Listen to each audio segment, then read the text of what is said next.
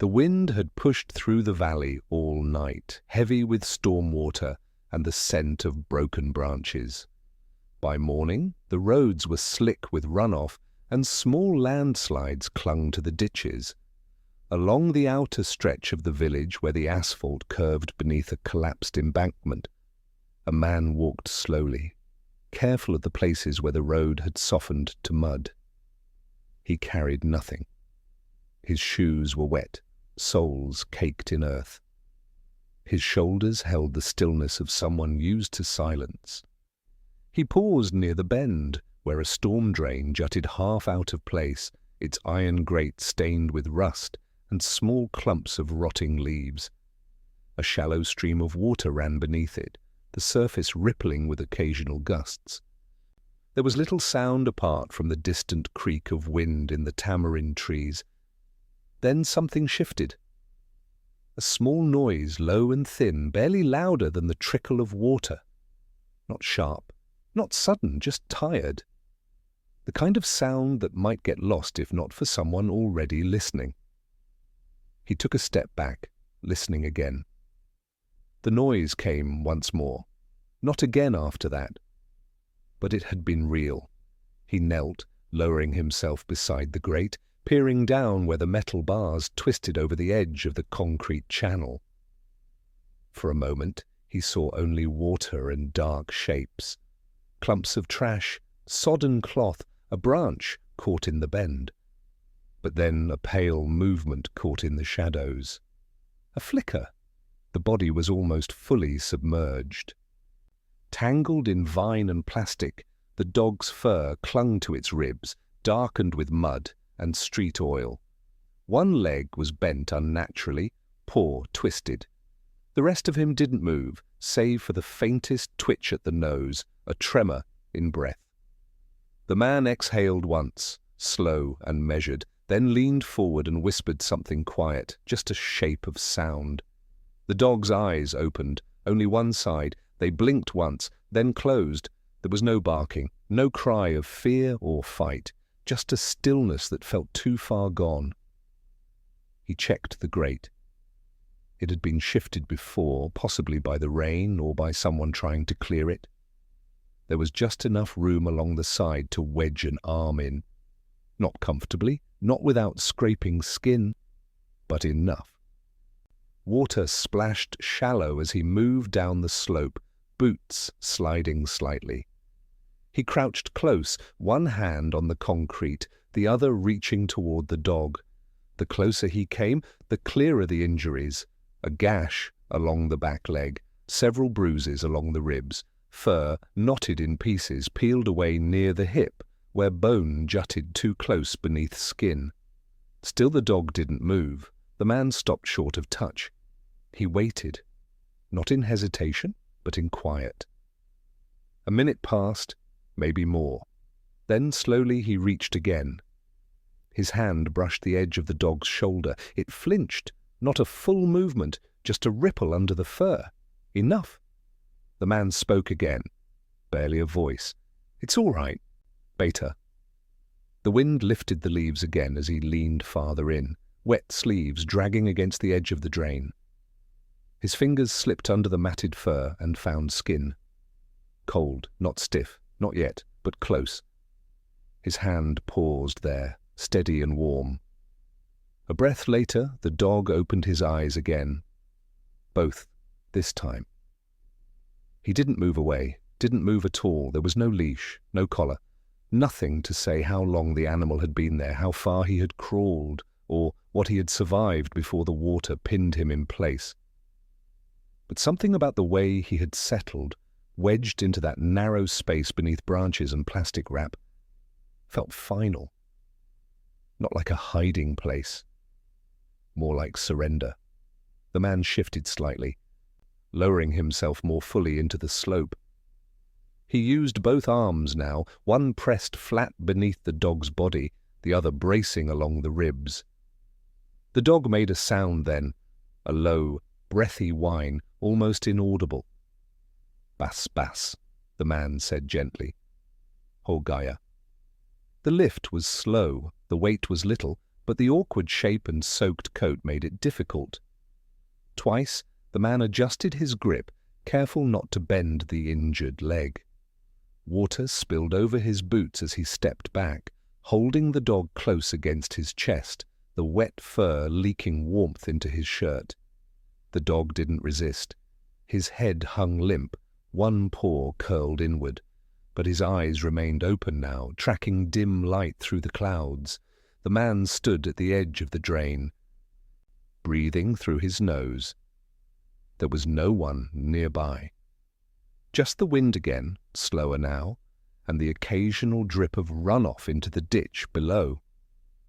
With quiet steps he crossed the road and walked toward the slope leading back to the main path.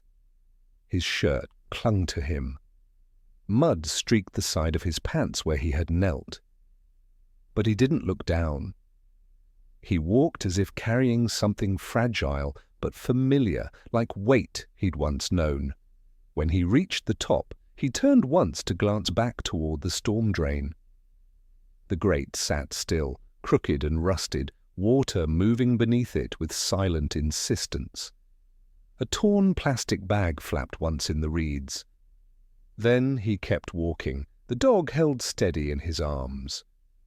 Behind them the clouds began to break, not fully, but enough to let the light fall in pale streaks across the edge of the road. The dog blinked once more, then let his head rest gently against the man's chest. His ear twitched, nothing more. They passed no one on the way home. The rain had stopped before sunrise, leaving the ground soft and breathless.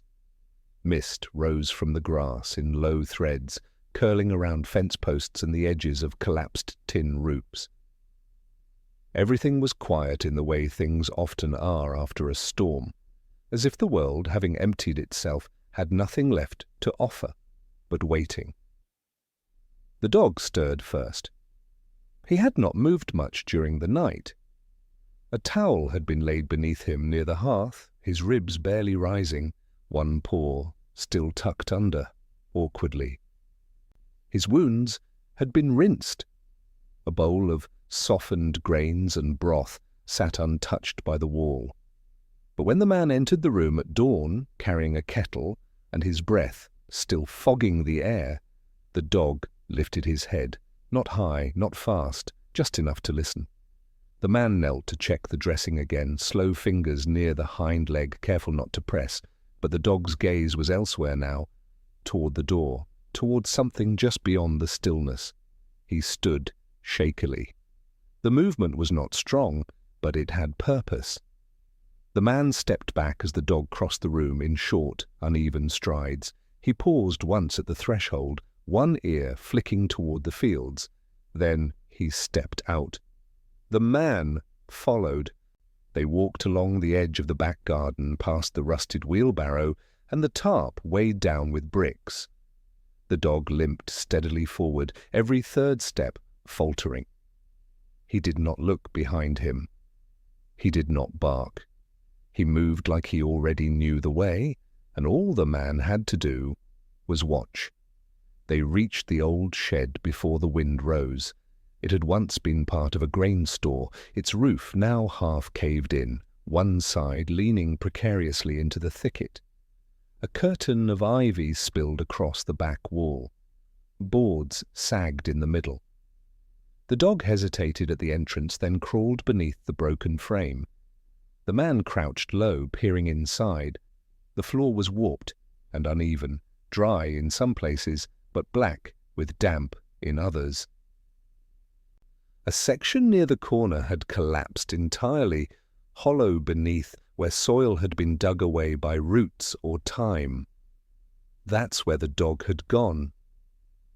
He disappeared into the dark cavity, legs vanishing beneath the wood. For a moment there was silence, then a soft sound, not a bark, not a growl, a kind of low rumble, barely audible. A call meant for those who already knew its meaning. The man stepped closer. From the gap in the floor, the smell of dust and mildew rose. He knelt, one hand bracing the board, and leaned in until he could see. They were small, so small they barely seemed real. 5 tiny bodies pressed together in a nest, hollowed from old cloth, shredded plastic, and crumbling insulation. Fur stuck to their sides in clumps of wet dust, eyes not yet opened, chests barely moving. One pup lifted its head weakly, nose twitching once, then dropped it again into the pile. The man didn't speak, he just watched. The dog curled in beside them, circling with effort until his body made a wall around the nest. He did not lie fully down. He stayed half-crouched, shoulder tense, watching, his eyes flicked toward the man, not pleading, not protective, just waiting. The man understood. He didn't reach for them, not yet. Instead, he began clearing the space around the hole. Broken pots, bits of rotted wood, a rusted hinge from the fallen door. He moved slowly. Every sound he made small. The dog didn't flinch. One pup let out a noise then, faint, more exhale than whine. The smallest of the 5.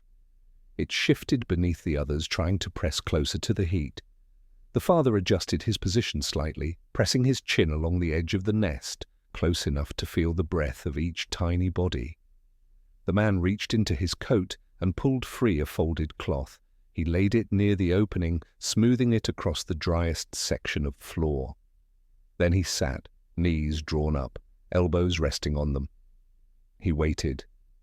It wasn't just exposure or hunger, though both were clear in the way their bellies sunk inward and their paws trembled in sleep. It was the cold, the kind that stays in the bones. It was the hours spent beneath boards while rain hammered the roof and runoff carved channels through the yard. And it was time. Too much of it. The dog watched the pups but stayed silent. When the smallest stirred again, he lowered his nose and licked once, a slow, steady stroke across its back. The pup shifted, then settled. The man leaned forward just slightly. "We have to move them, Dost." The dog turned toward him. No reaction, no sound, but he did not block the way. The man reached in with one hand, sliding his fingers beneath the largest of the litter. Damp fur, slow breath, he lifted the pup gently, wrapping it in part of the cloth. The dog remained still. Only his eyes followed the motion. One by one, the pups were placed onto the blanket. The smallest came last. As the man reached, the dog lowered his head until it touched the pup's side. He stayed like that for a moment. Then he stepped back. The hollow was empty. The man gathered the edges of the blanket and cradled the bundle to his chest. He paused at the doorway and turned. The dog stood beneath the broken beams, his body too thin to cast a full shadow, his ribs showing again in the morning light. He took one step forward, then another. The limp had not healed, but it did not slow him now. They walked together across the yard, the wind lifting small patches of dry earth behind them. The field beyond the fence caught the morning sun for the first time in 2 days. The dog didn't look up. His eyes were fixed on the bundle of life in the man's arms and nothing else. The yard dimmed slowly, not with storm or wind this time, but with evening, the kind of dusk that settles without urgency, softening edges, quieting birdsong, pulling long shadows across the path in slow, deliberate strokes. Inside the shed, the hollow beneath the boards was still. No sound but the occasional twitch of a sleeping limb, a tiny exhale, a breath that caught and resumed. The cloth nest had been padded with torn fleece and lined with dried grasses, brought in handfuls from the lean side of the hill. The pups huddled in the center, tangled into each other, the smallest curled against the other's warmth. Their eyes were still shut, but the pale hint of fur was beginning to thicken across the ridges of bone and skin. The man watched from a distance, seated on a low crate. His back ached from stooping, his knees were coated in earth, but he didn't move, A chipped bowl sat beside him, still warm from the pot, rice mashed with broth, bits of lentil. The smell lingered, comforting. The pups hadn't stirred since being fed by hand hours earlier, tiny mouths suckling weakly at the mixture, rubbed gently along their lips. The dog was gone, not far, not long, just gone in the way that some animals leave, quietly, without warning, and always for a reason. The man hadn't followed. He had only watched the dog slip past the doorway and vanish into the thick hedge, favouring the injured leg, but walking with purpose. It had been nearly an hour now. The man shifted, placing a fresh cloth across the nest to hold in warmth. One of the pups moved beneath it, letting out a sound, half breath, half sigh. Then stillness again. From outside, a rustle. The man stood. There, in the low dark near the edge of the yard, the dog had returned. His chest rose and fell quickly, not from fear, but from distance. He carried something in his mouth, a torn feed sack, damp and trailing bits of hay. He dropped it by the shed entrance and stepped back. A moment passed, then he turned and disappeared again. The man knelt and picked up the sack. Inside were scraps, a bruised carrot, a half-eaten flatbread, something that had once been meat, now dried and grey around the edges. Bits of scavenged cloth. One piece of cotton thick with the scent of soil and smoke. The offering was not for himself. It was instinct, a memory, a routine kept even while starving. A father returning with what little he could find, not out of confusion or delay, but hope. Not for him, for them, the man said nothing. He brought the sack inside and placed it near the warmth, sorting through the bits with quiet hands. The flatbread, once moistened with warm water, might be enough for the older ones when they woke. The fabric could be dried. Nothing would be wasted. An hour later, the dog returned again. This time slower, limping heavier, but still carrying something, a long stem of dry sugarcane chewed at one end. He dropped it outside the shed and lay down, head between his paws. The man came out, knelt beside him. "Not for you," he said softly. "For them." The dog didn't lift his head, but his tail moved, barely a brush against the dust. Then he closed his eyes. In the days that followed, the pattern held.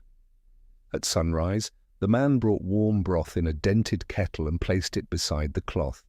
He lifted each pup one by one, touching the corner of his finger to their lips, letting the heat soften the cold in their mouths. They responded now. Not strongly, not with hunger yet, but with effort. One gave a sound, high and almost musical, a surprise in the still air. The dog watched. He lay curled near the entrance now, where he could see the hollow. He did not interfere. He did not ask. But when the pup stirred, his ears flicked. When the smallest struggled to lift her head, his breath caught in a barely audible whine. And in the evenings he left again. Each time he returned, the scraps were smaller. A stem, a piece of rope. Once a shoelace, always dropped by the door, always left without sound, as if to say, "This is all I have." And each time the man took them. He did not speak much. He didn't name the dog, though he sometimes murmured softly when washing a wound or repositioning a pup. "Easy," he would say. "Just here." The words weren't commands. They were rhythm. A presence. One night, after the fourth day, the man didn't see the dog leave, but in the quiet after supper he heard a scratch near the shed door. He stepped outside with a lantern.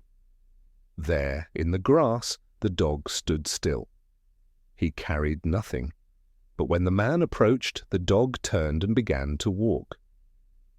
Slowly, with a slight sway to his steps, he led the man beyond the garden, through the thinning trees, and toward the edge of the fields. Past the broken fence, past the stone pile left from a fallen wall, to a shallow ditch where the soil had been dug and padded with straw. A sixth one, barely alive, curled so tightly into the corner of the burrow it might have gone unseen. The dog stepped back, let the man kneel. The pup was colder than the others had been, muddier, its breaths shallow, separated by long, still pauses. The man wrapped it quickly in his scarf, rubbing slow circles with his palm. It didn't cry, it didn't move, but its chest rose once, then again. The dog whined low. The man nodded. "She's late, but not lost." Together they returned. Back in the shed, the pup was placed among her siblings, buried gently in warmth. The others shifted at her arrival, pressing close. Her body barely registered, light as an afterthought. But she stayed, and by morning her ear twitched. The routine resumed. There was no rescue in the way stories are often told. No sudden change, no miracle, just time, quiet, small work. And every night, without fail, the father returned, with less in his mouth but more in his eyes. He no longer stood guard. He slept by the nest now, legs tucked beneath him, ears flicking through dreams, not from fear, from habit, from knowing what it meant to stay. The man cleaned the feeding bowls that evening, drying them with a cloth he'd used since the first day.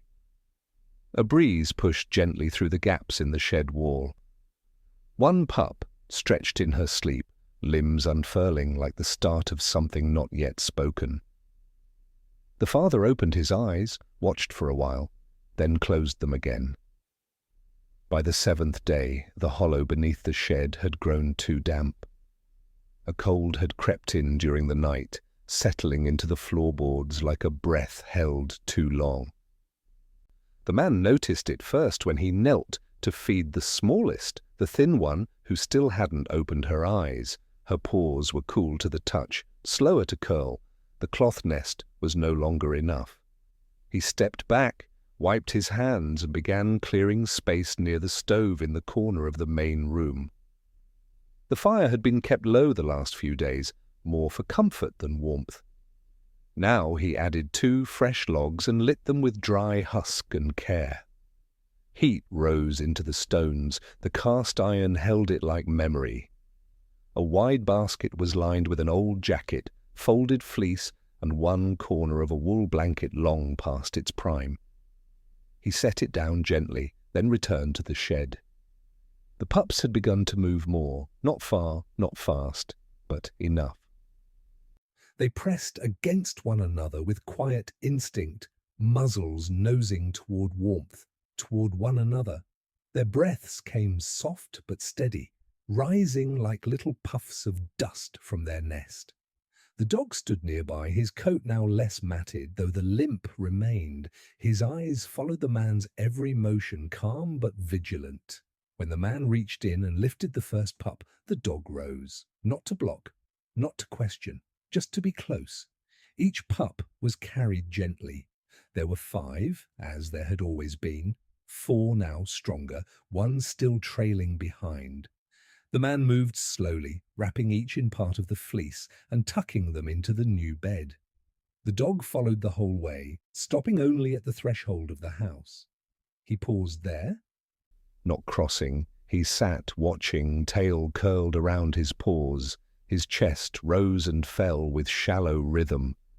The man said nothing. He returned for the final pup.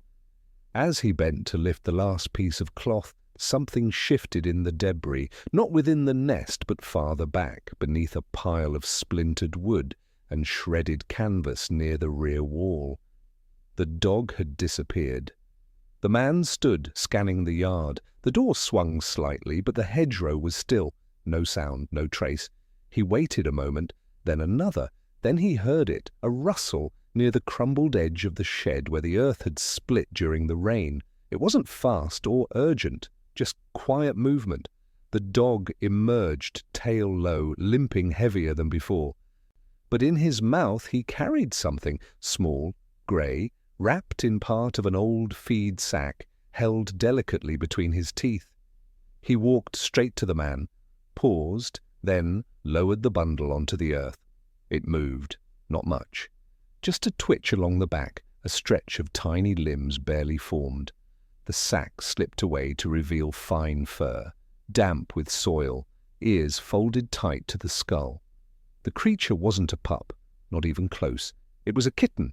The eyes weren't fully open, one still sealed, the other only half slitted. Its mewl was weak, thinner than the cry of a bird fallen too soon from its nest. It shook once, then curled inward again. The man crouched and touched a hand to its side, skin like paper, ribs showing. A faint pulse beneath the surface, alive but just. He looked at the dog. The dog didn't move, just met his gaze, ears flicked slightly back. His nose touched the kitten's back once. No nudge, no lick, just presence. The man gathered the kitten in his scarf and carried it inside. The fire had caught now, spreading a slow, even warmth through the stones. The pup stirred at the new scent, heads lifting, bodies nudging closer as the man opened the blanket and placed the kitten gently among them. For a moment, there was stillness. Then the smallest pup shifted, curling its body around the newcomer. The others followed, not with intention, not with recognition, but with heat, shared warmth, a natural closeness that had nothing to do with names or difference. The kitten barely moved, but her breaths came steadier now. The dog stepped inside, one paw at a time. He crossed the floor slowly, as if unsure if the door still permitted him. The man said nothing. He only stepped aside. The dog approached the basket, lowering his head just above the rim. He didn't climb in. He didn't press close.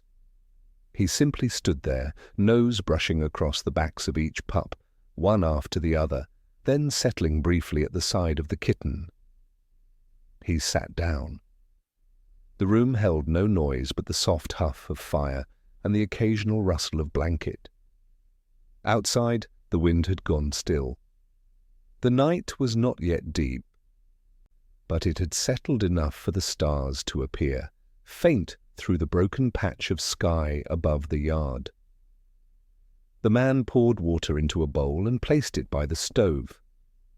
He reheated broth, tore bread into softened crumbs and set them near the warmth. But no one ate. Not yet. The father watched. He watched the kitten press deeper into the nest. He watched one pup stretch a paw over her back, more reflex than gesture. He watched the fire glow, flickering gently across the wall. He didn't sleep. Not that night. The man lay nearby on the floor, one hand outstretched toward the edge of the basket, just close enough to feel the heat, just close enough to let the moment pass through him. And in the smallest hours, when the wind finally moved again, it carried only the quietest of sounds, the faint shift of a nest made full. The wind came soft that morning, lifting dry grass in gentle waves along the path. The rain had not returned, and the sky hung pale and open, tinged with the faded amber of early light. It was the kind of day the land had been waiting for, dry enough to walk without sinking, warm enough to trust the stillness. The pups had changed. Where once they lay folded into themselves, now they stretched. Their limbs moved with growing rhythm, eyes still hazy but open, blinking toward light. When one cried, the others stirred. When one rolled too far from the nest, the dog gently nudged him back with his nose. There was no need for command, only presence, only return. The kitten had found her place among them. She slept more than they did, curled tightly into the dip of fleece where the father's warmth lingered longest. Her ears now flicked at sound. Her breath came deeper. She no longer trembled in sleep. The smallest pup had taken to resting his head across her back, rising and falling with the steadiness of shared recovery. By the week's end, the room had grown too small. The man had cleared space in the side shed, a sturdier one near the fields, long unused but dry and open to air. He laid straw thick along the floor, folded canvas across one end, and opened the wooden shutter to let sun spill in during the day. It wasn't far, just beyond the garden wall, but it would be a walk, and a walk would be a shift. He waited until morning. The pups were fed one by one, held gently in the crook of the man's elbow. The kitten licked a shallow dish with eyes half closed. Her tail flicked once, lazily, content. The dog paced gently at the door, no longer limping, though he moved carefully still. He seemed to know what was coming. When the last blanket was folded, the man crouched by the basket and touched each small body with a quiet firmness. Not goodbye, not possession, just acknowledgement. He looked to the dog looked back. No signal passed between them, no call. But the dog stepped forward and lowered his body into the basket. The pup stirred at once, nosing his legs, pressing into the familiar curve of his side. The kitten lifted her head. The man reached in and gathered the edges of the blanket, creating a loose cradle. But before he could lift it, the dog shifted. He stepped out again, turned toward the door, and waited. The man understood. He opened the door. The air was crisp and dry, the kind of wind that came with harvest months. Together they stepped outside, the man carrying the basket, the dog walking close, shoulder to knee, eyes scanning the horizon with slow attention. They followed the worn path along the edge of the yard, past the stones that had once marked the boundary, past the heap of unused bricks, past the place where the storm drain had overflowed. The dog paused there, just for a moment, one foot lifting slightly, nose turning toward the grate, now covered again with debris and leaf fall. His body stilled. Then he moved on. At the field's edge, the land opened wide. Rows of dried maize stalks swayed gently, their tops catching the light. The man stopped to adjust the basket, shifting it slightly. From beneath the edge, a small grey face peered out. The kitten. She had crawled part way from the folds and settled herself into the dog's thickest fur, pressed tightly against his side. He allowed it without comment, simply adjusting his stride to keep her tucked. She blinked slowly at the movement, then buried her face again, shielded by warmth and scent. They reached the shed before midday. It stood quiet and empty, save for the prepared bedding and the faint smell of straw. The man opened the door, laid the basket down, and stepped aside. The pups stirred, lifted their heads, noses twitching. The dog entered first. He circled once inside, then lay down at the center of the new space. One by one, the pups crawled from the basket toward him. The kitten came last, stepping carefully with paws too small for straw, finding the hollow between his legs where she had slept the last 3 nights. The man remained outside for a long while. He leaned against the fence, watching as the animals adjusted. No cries, no noise, just the shifting of bodies into warmth, into place. The kind of moment that holds more than it appears to, the kind that doesn't need to be named to matter. A neighbor would later ask if the dog was his. He would shake his head. No, he'd say after a pause. But he saved 6. That would be enough. Inside the shed, the firelight had been replaced by sun spilling through the open slats. Dust moved in the beams like small, floating seeds. The dog raised his head once to check on them all, then lay it down again, eyes half-lidded. His tail tapped once against the floor.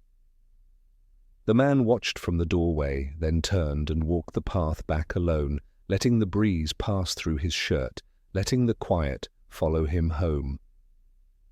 In the distance, the fields rustled. and from inside the shelter a soft sound, barely a cry, more breath than voice, rose, then faded. The wind carried it gently, and the land held it still.